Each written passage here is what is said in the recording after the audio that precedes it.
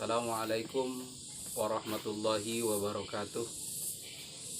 Innal hamdalillah usolli wa usallimu ala Rasulillah Muhammad ibn Abdillah wa ala alihi wa sahbihi wa man tabi'ahu ila yaumil qiyamah. Asyhadu an la ilaha illallah wahdahu la syarikalah wa asyhadu anna Muhammadan abduhu wa rasuluhu la nabiyya ba'dah. Allahumma salli wa sallim ala abdika wa rasulika nabiyyina Muhammadin wa ala alihi wa sahbihi ajma'in, amma ba'd. Faqala Allah ta'ala fil Qur'anil azim wa huwa asdaqul qailin. A'udzu billahi minasy syaithanir rajim. Bismillahirrahmanirrahim.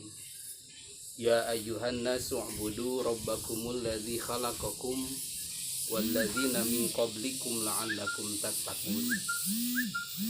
Al-ayah. Hadirin dimanapun Anda berada, di sesi pertama kajian kitab Tijan Ad-Daruri, mudah-mudahan bermanfaat untuk semuanya. Insya Allah kajian kitab ini akan dimulai. Mudah-mudahan bisa saling sharing terkait dengan pembahasan materi-materi nanti yang akan dikedepankan. Bisa sharing secara online lewat komentar di Facebook atau di YouTube, Instagram, dan yang lainnya. Mudah-mudahan bermanfaat untuk semuanya. Kita saling sharing saja. Adapun nanti kalau ada kesalahan mohon dikoreksi. Dan kalaupun ada pertanyaan-pertanyaan yang terkait dengan metode pembahasan dan cara pembahasan, nanti kita bisa sharing bersama-sama. A'udzubillahi minasyaitonirrajim. Bismillahirrahmanirrahim. Kita mulai saja. Bismillahirrahmanirrahim. Alhamdulillahi rabbil alamin. Wassalatu wassalamu ala rasulillah. Wa ba'du. Fayaqulu fakiru rahmati rabbihi al-khabir al-basir Ibrahim al-Bajuri Dut taksiri.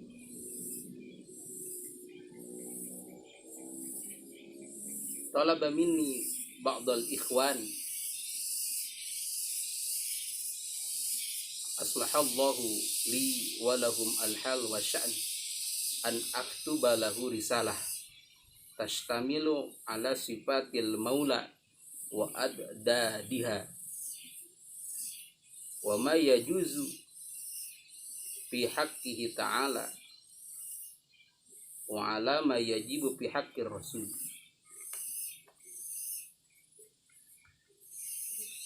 Hadirin,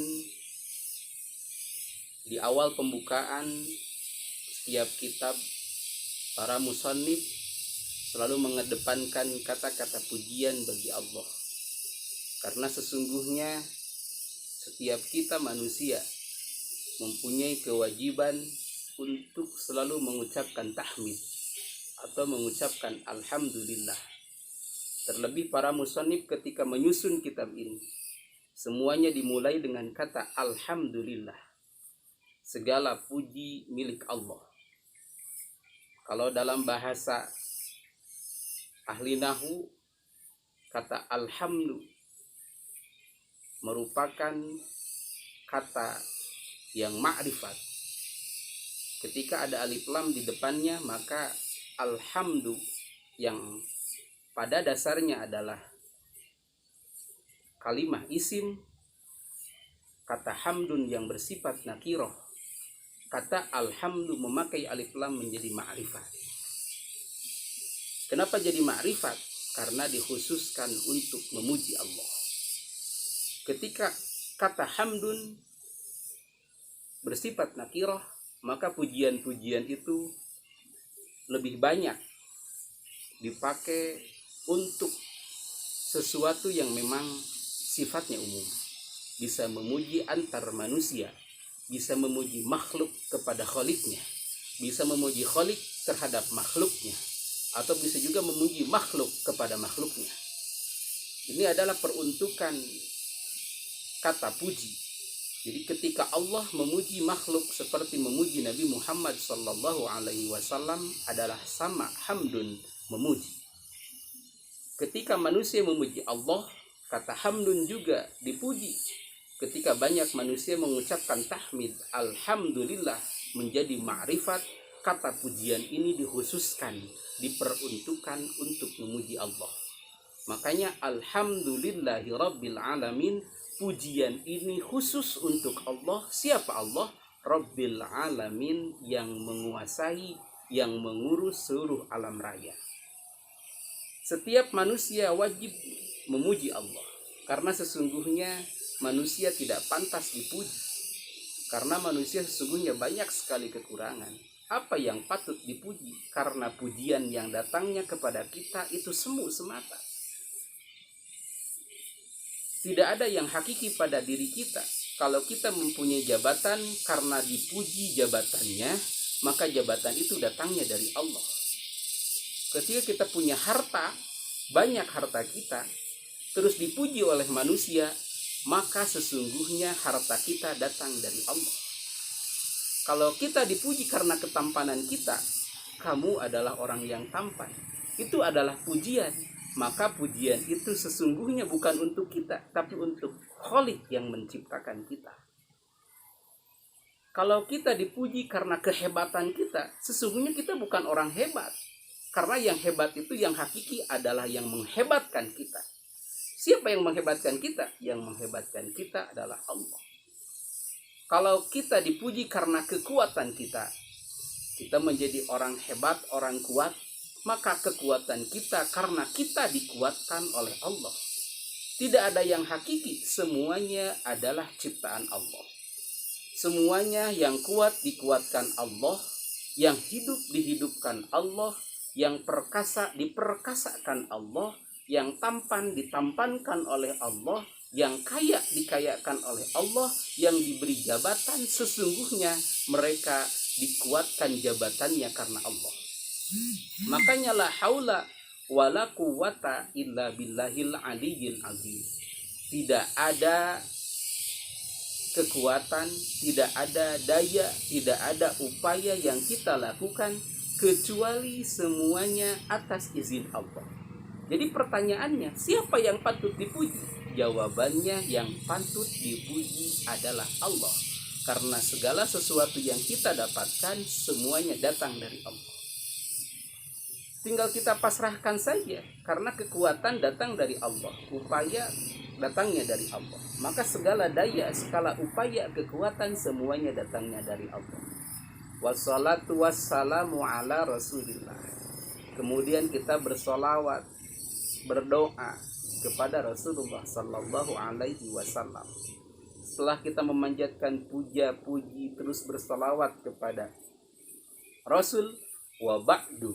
Setelah itu, fayaqulu faqiru rahmati rabbih. Ini yang harus kita garis bawahi.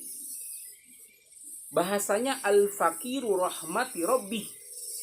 Orang yang membutuhkan kasih sayang dari Tuhannya. Sekelas Musannif Al-Bajuri yang mengarang kitab ini, yang sudah tentu dia orang-orang soleh, dijamin kehidupannya, dijamin pandangan orang-orang terhadapnya, dijamin kasih sayang keluarga dan orang-orang yang ada di sekitarnya, juga dijamin kasih sayangnya oleh Allah mungkin. Al-faqiru rahmati rabbi, bahasanya dia membutuhkan rahmat dari Tuhannya.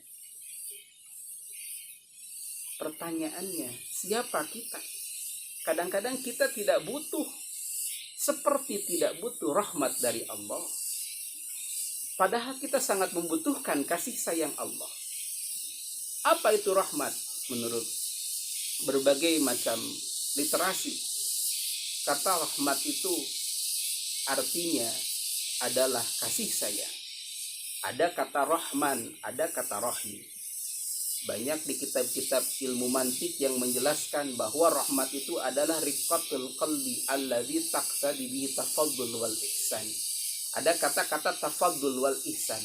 Kalau kata riqatul qalbi itu untuk manusia, kenapa disambungkan dengan kata-kata yang lain? Termasuk disandingkan dengan Allah sebagai Tuhannya. Apakah Allah punya al-qalb seperti manusia? Tidak. Nanti pembahasannya akan lebih panjang di ilmu mantik, di ilmu isti'arah tentang majaz. Ini riqatul qalbi, terenyuhnya hati, terdorongnya hati. Alladzi taqtadi bihi tafaddul wal ihsan. Sehingga dia ingin melakukan sesuatu yang mulia, sesuatu yang baik, sesuatu yang unggul terhadap orang yang dia kasihi, orang yang dia cintai, orang yang dia kasih sayangi. Kita punya orang tua mengasihi kita. Ketika orang tua mengasihi kita, maka apapun yang diminta oleh kita terhadap orang tua kita, karena rasa kasih sayangnya maka akan diberikan. Kita punya kekasih, kita punya keluarga, apapun yang diminta oleh orang-orang yang kita sayangi, maka kita akan kasihkan kepadanya. Kenapa? Karena ada rahmat, ada kasih dan sayang. Terlebih banyak orang yang menyatakan bahwa rahmat itu adalah cinta. Ketika dia mencintai seseorang, maka dia sanggup memberikan apapun untuk orang yang dia cintai. Rahmat juga seperti itu. Ketika Allah sudah dekat dengan hambanya, Tuhan sudah menyayangi makhluknya, maka apapun yang diminta oleh makhluknya akan diserahkan oleh Allah sebagai khaliknya. Jangankan harta kekayaan, jangankan jabatan, surga yang Allah sediakan untuk orang-orang yang dikasihi dan disayangi oleh Allah. Ini hebatnya ketika orang sudah mendapatkan rahmat. Maka apapun yang kita minta terhadap Allah, ketika Allah punya sifat Rahman dan juga sifat Rahim, yang dua-duanya asli kata adalah kata Rahimah, artinya menyayangi, artinya mengasihi, maka apapun yang diminta oleh kita Allah akan berikan, karena kita sudah mendapatkan rahmatnya. Al-faqiru rahmati rabbi. Seorang musannif yang begitu hebat, seorang musannif pengarang kitab yang ilmunya sangat luar biasa, dia menyatakan dia sangat membutuhkan, dia fakir terhadap rahmat Allah. Maka patutlah kita sebagai orang-orang yang biasa saja, ilmunya biasa saja, pengetahuan terhadap agamanya biasa-biasa saja, ibadahnya juga biasa-biasa saja, maka haruslah kita merasa bahwa kita membutuhkan rahmat dari Allah. Kalau kita sudah mendapatkan rahmatnya, wa idza sa'alaka ibadi anni fa inni qarib ujibu da'watad da'i idza da'an falyastajibu li wal yu'minu bi la'allahum yarshudun. Ini hebatnya orang-orang yang sudah mendapatkan rahmat dari Allah. Wa idza sa'alaka ibadi, andaikan dia bertanya, andaikan ada yang bertanya terhadap kamu Muhammad, hamba-hambaku, tentang aku, kata Allah, fa inni qarib, jawabnya aku dekat. Ujibu da'watad da'i idza da'an, Allah akan mengijabah setiap orang yang berdoa, tapi syaratnya idza da'an, ketika mereka berdoa meminta kepada orang-orang yang mendapatkan rahmat dari Allah akan senantiasa meminta kepada Allah, dan Allah tidak akan pernah bosan dipintai.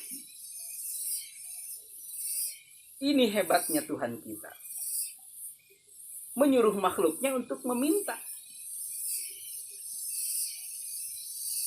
karena Allah tidak akan pernah bosan terhadap apapun yang diminta oleh makhluknya. Siapapun, sebesar apapun, segede apapun, semuanya mudah bagi Allah. Tinggal kun fayakun. Apalagi urusan dunia. Makanya kata Rahman dan kata Rahim, kalau dalam terjemahan bahasa Sunda sering dikatakan, Rahman itu adalah nikmat kecil, Rahim itu adalah nikmat besar. Kenapa dibedakan Rahman dan nikmat, Rahman dan Rahim dibedakan? Karena sesungguhnya Rahman dan Rahim Allah kelihatan ketika di dunia, tapi tidak semua orang mendapatkannya. Ketika rahim hanya segelintir orang, Rahman semua orang mendapatkannya. Makanya semua orang mendapatkannya, sesuatu yang kecil tapi Allah bagikan untuk khalayak ramai, maka mendapatkannya cuma sedikit-sedikit. Rahim itu banyak dibagikan tapi untuk sedikit, pasti kita dapatnya banyak. Kata Rahman itu sedikit, nikmat Allah yang diberikan kepada manusia, tapi sedikit nilainya. Seluruh manusia yang beriman ataupun tidak beriman, kasih sayang Allah berikan. Yang beriman, tidak beriman, semuanya didapatkan. Urusan dunia. Makanya jangan sirik-sirik ketika orang yang beda agama dengan kita, beda keyakinan dengan kita. Atau bahkan satu agama tapi beda perilaku ibadahnya. Kok dia ibadahnya seperti itu, mendapatkan lebih banyak daripada apa yang saya dapatkan. Padahal saya beribadah sekian banyak. Udah capek sholat, tahajud, sunnah dijalankan, wajib tidak pernah ditinggalkan. Tapi kenapa pendapatan saya masih seperti ini? Urusan rezeki di dunia itu rahman Allah, padahal cuma sedikit. Lihat orang lain pajang rumah mewah, pajang mobil mega. Dibalik ya, mobil mewah, rumah mega, semuanya Allah berikan, tapi itu cuma sedikit. Bahkan yang tidak beriman pun mungkin lebih besar di dunia mereka dapatkan. Lihat negara-negara adidaya dengan fasilitas yang luar biasa, kenyamanan ekonomi yang luar biasa, kesejahteraan hidup yang luar biasa. Itu adalah rahman, nikmat yang kecil yang Allah berikan untuk seluruh umat manusia di dunia ketika mereka hidup. Tapi rahim Allah ini besar. Rahim Allah itu besar. Rahim Allah itu besar. Tapi dibagikan untuk segelintir orang yang mendapatkan karunia Allah di akhirat kelak. Siapa mereka? Orang-orang yang beriman dan dikasihi, disayangi oleh Allah ketika mereka di dunia dan juga di akhirat kelak. Ada Rahman Rahim Allah. Makanya jangan khawatir ketika Allah membagikan harta di dunia, kita kebagiannya cuma sedikit. Doakan saja kita mendapatkan kebagian yang lebih besar nanti di akhirat kelak. Karena yang harus kita ingat, ada hidup setelah mati, ada akhirat setelah dunia. Mati dulu, baru kita mendapatkan karunia dari Allah akhiratnya. Mudah-mudahan. Tapi kita juga tidak akan pernah lepas dari kehidupan dunia. Dunia harus dicari. Dunia harus didapatkan. Karena doa kita selama ini adalah Rabbana atina fid dunya hasanah wa fil akhirati hasanah wa qina adzabannar. Rabbana, ya Tuhan kami, atina fid dunya, berikanlah sesuatu, berikanlah kehidupan yang layak, berikanlah kehidupan yang baik, berikanlah harta yang banyak, berikanlah keluarga yang bahagia, berikanlah badan yang sehat. Atina fid dunya hasanah, kebaikan-kebaikan di dunia kita dapatkan, wa akhirati hasanah, wa fil akhirati hasanah. Dan kita juga menginginkan kebaikan-kebaikan di akhirat kelak. Kita menginginkan kehidupan yang baik di dunia dan juga kebaikan nanti di akhirat kelak. Wa fil akhirati hasanah wa qina adzabannar, dan kita berdoa mudah-mudahan kita dijauhkan dari api neraka. Karena sesungguhnya orang yang sukses, orang yang benar-benar berbahagia, orang-orang yang benar-benar mendapatkan karunia dari Allah adalah orang-orang yang dijauhkan dari api neraka dan dimasukkan ke dalam surganya Allah. Faman zuhziha 'anil nar wa udkhilal jannata faqad faz. Barang siapa orang yang dijauhkan dari api neraka, faman zuhziha 'anil nar wa udkhilal jannata, kemudian dimasukkan ke dalam surga, faqad faz, maka sesungguhnya kebahagiaan, kesuksesan yang dia dapatkan, dan dia sesungguhnya orang-orang yang sukses, orang-orang yang mendapatkan karunia dari Allah Subhanahu wa taala. Maka kita harus selalu berdoa, selalu berharap bahwa sesungguhnya kita ini mendapatkan rahmat dari Allah. Maka musannif berkata, al-faqiru rahmati rabbi. membutuhkan rahmat dari Tuhannya, membutuhkan karunia dari Tuhannya, membutuhkan kasih dan sayang Tuhannya. Karena kalau kita tidak mendapatkan kasih dan sayang dari Tuhannya, apa yang harus kita pikirkan? Apa yang harus kita lakukan? Sementara yang menguasai diri kita, yang menguasai alam ini, yang menguasai kehidupan ini adalah Allah Subhanahu wa Ta'ala. Kalau kita sudah jauh dari Allah dan kita tidak mendapatkan kasih sayangnya, kita tidak mendapatkan rahmatnya, apa sesungguhnya yang harus kita lakukan? Na'udzubillah tsumma na'udzubillah. Kalau kita sudah tidak mengharap karunia dari Allah, rahmat dari Allah, maka berpikirlah dari mulai sekarang kita mencoba untuk belajar mendekatkan diri kepada Allah. Karena sesungguhnya apa yang kita lakukan hari ini semuanya dilakukan untuk mendapatkan karunia Allah. Karena kita sesungguhnya membutuhkan Allah. Al-faqiru rahmati rabbi. Kita sangat membutuhkan karunia dari Tuhan kita. Al-Basir Ibrahim Al-Khabir Al-Basir. Allah itu Al-Khabir Al-Basir. Allah itu maha melihat. Allah itu maha melihat kita, maha mengawasi kita. Apapun yang kita lakukan, Allah Al-Khabir Al-Basir, melihat, mengawasi. Sejengkal langkah yang kita lakukan, semuanya ada dalam pengawasan. Dicatat. Maka sesungguhnya di dalam surat Qaf Allah Subhanahu wa Ta'ala berfirman bahwa sesungguhnya apa yang kita lakukan illa ladaihim raqibun atid, kecuali dituliskan oleh malaikat raqib dan juga malaikat atid. Berhati-hatilah karena setiap langkah kita diawasi oleh Allah. Ada yang maha mencatat setiap kegiatan, setiap perilaku kita. Ada dua malaikat raqib, anis shimal wa anil yamin. Di sebelah kanan ada malaikat raqib, di sebelah kiri ada malaikat atid. Malaikat raqib yang mencatat setiap amal kebaikan kita, malaikat atid yang menuliskan setiap amal keburukan kita. Kafamay ya'mal mithqala dzarratin khairan yarah wa may ya'mal mithqala dzarratin syarran yarah. Famay ya'mal mithqala dzarratin khairan yarah. Setiap amal baik yang kita lakukan yarah, pasti akan diperlihatkan, pasti akan ditunjukkan, sekecil apapun kebaikan kita. Famay ya'mal mithqala dzarratin, kalaupun kita beramal buruk sebesar biji zarrah pun, maka pasti yarah, diperlihatkan juga. Nanti kita akan diperlihatkan amalan-amalan kita. Seperti apa? Allah akan memunculkan, Allah akan memperlihatkan setiap amalan-amalan yang kita lakukan.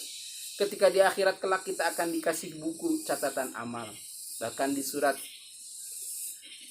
Al-Insyiqaq, di surah Al-Insyiqaq Allah Subhanahu wa Ta'ala menjelaskan bagaimana perilaku orang ketika mereka mendapatkan buku catatan amal.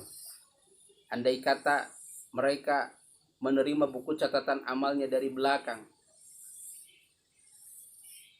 waman utiya kitabahu wara'a dhahri fasaufa yad'u thubura wa yasla sa'ira. Ketika mereka menerima buku catatan amal dengan tangan kiri, kemudian sambil membelakangi, fasaufa yad'u thubura, maka Allah akan menutup pintu kebahagiaannya dan dimasukkan ke dalam neraka sa'ir. Na'udzubillah tsumma na'udzubillah. Tapi waman utiya kitabahu biyamini, ada orang-orang yang menerima buku catatan amalnya dengan tangan kanan, fasaufa yuhasabu hisaban yasira, pertanda mereka akan mendapatkan hisaban yang begitu mudah, hisaban yang begitu gampang, dan insya Allah akan dimasukkan ke dalam surganya Allah. Ini adalah indikator bahwa Al-Khabir Al-Basir, Sekecil apapun amalan yang kita lakukan di dunia, Allah catat, Allah tahu, Allah maha mengawasi. Apapun yang kita langkahkan dengan kaki kita, dengan niat karena Allah, sedikit apapun, walaupun dalam keadaan sir berdoa kita, Allah tahu. Andaikan langkah kita dalam keburukan, niat dalam hati kita, walaupun dalam hati, Allah tahu. Maka berhati-hatilah bagi orang-orang, bagi kita semua yang ingin melakukan sesuatu dengan niat yang baik. Mulailah dengan sesuatu yang baik, karena kita selalu diawasi, selalu dilihat oleh Tuhan kita. Barakallahu li wa lakum, wallahu alam bimuradih bidzalik.